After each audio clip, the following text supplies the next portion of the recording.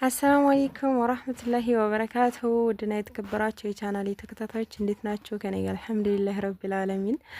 ዛሬ ደግሞ እንግዲህ ኢትዮጵያ ውስጥ በጣም የሚያስጠላችሁ እሱን ነው ማሳያችሁ። በመጨረሻ ሰዓት ማለት ነው የሆነ በቃ ሞራላችሁን ስብር የሚያደርግ ነገር አሳያችኋለሁ። ዛሬ እኔ ሞራሌን የተሰበረው የመጨረሻ እዚህ ጋር በነገራችን ላይ በባለፈው እየነገርኳችሁ ነበረ ያለ እንቁላል ያለ ወተት ኬክ ሰርቻ አሳያችኋለሁ ብያችሁኝ ነበር እና እዚህ የብርቱካን ኬክ እየሰራው ነው። በነገራችን ላይ መጨረሻ ላይ ተበላሽቶብኛል። ጉዳዩን አስረዳችኋለሁኝ።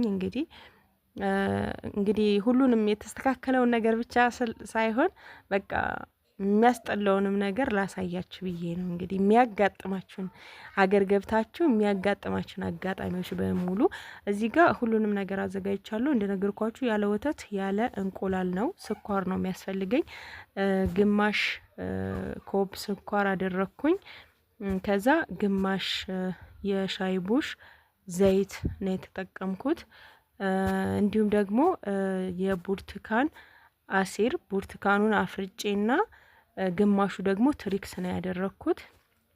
ከዛ ሁለቱንም አንድ ላይ አቀላቅዬ እንደዚህ ከስኳሩ ጋር ጨምረዋለሁኝ። ከዛ በደንብ እመተዋለሁኝ ማለት ነው። ቫኒላ አንድ ግጥም አደርጋለሁኝ። እዚህ ጋር እንቁላል ባይኖራችሁም ግዴታ ነው ቫኒላ መጠቀም። የኬኩን ጣዕም የሚያመጣላችሁ እሱና ብርቱካኑ ነው ማለት ነው።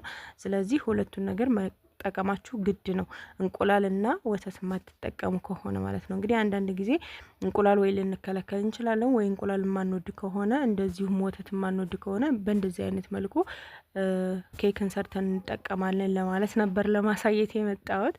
እዚህ ጋር ትንሽዬ ጨው ነው የጨመርኩት። አሪፍ ያደርገዋል ጣዕሙን። መጨረሻ ላይ እንግዲህ ቢበላሽም አሰራሩን ካያችሁት በዚህ መልኩ እንትን ትላላችሁ ማለት ነው። እናንተ ትሰራላችሁ። ሌላም ቀን ኢንሻአላህ ሰርቼ አሳያችኋለሁኝ። እዚህ ጋር የብርቱካን እንትን ነው ግሽር ነው እንደዚህ ፈቅፈቂያው ማለት ነው። በመፈቅፈቂያው እሱን እንደዚህ ትጨምሩበታላችሁ። ከዛ በደንብ ስኳሩ እስከሚሟሟ ድረስ በደንብ መመታት አለበት። ወፈር እንደማለት ደረጃ ይኖረዋል። እዚህ ጋር 2 ኮብ ዱቄት ጨምሬበታለሁ። ዱቄትና ፒኪንግ ፓውደር አንድ ላይ አድርጌ ነፍቼው ነው ማለት ነው። 1 ማንኪያ ሙሉ ፒኪንግ ፓውደር እሱን ጨምር ያለሁኝ። ኬኩን እንዲነፋ የሚያደርገው እሱ ስለሆነ ከዛ እዚህ ጋር በደንብ አዋህደዋለሁኝ። 2 ኮብ ከግማሽ ነው የምጠቀመው ዱቄት፣ ግን ግማሽ ኮቡን በኋላ ይሄን ካዋሃድኩኝ በኋላ እጨምረዋለሁኝ ማለት ነው። ከዛ እንደዚህ በደንብ ከተዋሃደላችሁ በኋላ የቀረውን ግማሽ ዱቄት እጨምርበታለሁኝ ማለት ነው። ለምን መወፈሩን እያየሁኝ ስለምጨምር። ከዛ እዚህ ጋር የቀረችኝን ግማሽ ኮብ ወደ ኋላ ያስቀረዋትን እሷን ጨምሬ በደንብ መተዋለሁኝ አሁንም። ከዛ ውፍረቱ ትንሽ ወፈር ያለ ይሆናል ማለት ነው። ልክ እንደዚህ ወፈር ያለ ይሆናል። አሁን እዚህ ጋር ኬክ እንዲሆንላችሁ የመጨረሻው ትልቁ ሚስጥር ውስጡ እንዲነፋላችሁ ማለት ነው። ዋናው ሚስጥር በነገራችን ላይ ወደ 3ኛ 4ኛ ጊዜ ነው እኔ የምሰራው የዚህን አይነት ኬክ ማለት ነው። እዚህ ጋር በጣም የፈላ ግማሽ ብርጭቆ ግማሽ የሻይ ቡሽ ውሃ ማለት ነው። እንደምታዩት እንፋሎቱ እያለ እዚህ ጋር በደንብ አዋህደዋለሁኝ ጨምሬ ማለት ነው። ትኩስ ውሃ ማስገባታችሁ ግዴታ ነው። እንቁላልና ወተት የሌለው ኬክ ስትሰሩ ይሄ የፈላ ውሃ ግድ ነው ማለት ነው። እሱን ካልጨመራችሁ ምናልባትም ውስጡ ላይ ከፍትላችሁ ይችላል። ከዛ ይሄንን ጨምሬ በደንብ መታሁት። እናንተም እንደዚህ አድርጋችሁ ውሃውን ጨምራችሁ በደንብ መምታት አለባችሁ ማለት ነው። መጨረሻ ላይ የመጀመሪያው ውፍረት ትንሽ እንትን ብሏል። በዚህኛው ማንኪያ አሳያችኋለሁኝ እንዴት እንደሆነ። በዚህ ውፍረቱ ብዙም አያስታውቅም። ከዛ የሁለተኛውን ውሃ የፈላው ውሃ ስትጨምሩበት ውፍረቱ ትክክለኛ ውፍረት የኬክ ውፍረት ይይዝላችኋል ማለት ነው። እንደምታዩት በዚህ አያስታውቅም። በዚህኛው ማንኪያ በምታዩት መልኩ ቅጥነቱ ልክ እንደዚህ መሆን አለበት። እንደዚህ ሲሆን ውስጡ በደንብ ነው የሚከፍትላችሁ። ከዛ ብረት ድስት እዚህ ጋር አዘጋጅቻለሁኝ። በፓትራ ቢሆን ጥሩ ነው፣ የተመረጠ ነው። ዱቄት ነካ አድርጋችሁ በፓትራ ሞክሩት።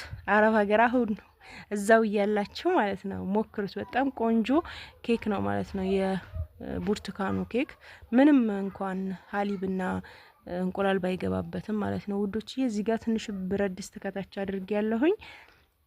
ከዛ 5 ቁጥር ላይ አድርጌ እስከ ዛሬ እንደምጋገረው ከፈትኩኝ። እየበሰለ መንፋት ጀምሯል። እንደምታዩት የመጨረሻው ችግር የተፈጠረው እዚህ ጋር ነው። እንግዲህ መብራት ጠፍቷል እንደምታዩት። ከዛ የሚያስጠላ ነበረ። ከዛ በቃ ዝም ብዬ ሙቀቱ ላይ እንዲቀመጥ አደረኩት። ነፍቶ የነበረው ወደ ታች ተመለሰ። በምታዩት መልኩ ወደ ታች ተመለሰ እና በጣም የሚያሳዝን ጊዜ ነበረ። ያው የሚያስጠላችሁንም ነገር እንግዲህ እዩት። ኢትዮጵያ ይሄንንም ማወቅ አለባችሁ፣ በኋላ እንዳትደናገጡ። እኔ እንግዲህ ከትንሽ እስከ ትልቅ ሁሉንም ነገር ነው ማሳያችሁ እና በጣም አሪፍ ኬክ ይወጣል ብዬ የጠበቅኩት እንደጠበቅኩት አልሆነም። ከነፋ በኋላ መንፋት ጀምሮ ትንሽ ሲቀረው ነው መብራቱ የጠፋው። ከዛ ወደ ታች ተመለሰ ማለት ነው። እኔ እንደገና ከሰል ለማያያዝ ምናምን ሰዓት ሲጀመር የለውም።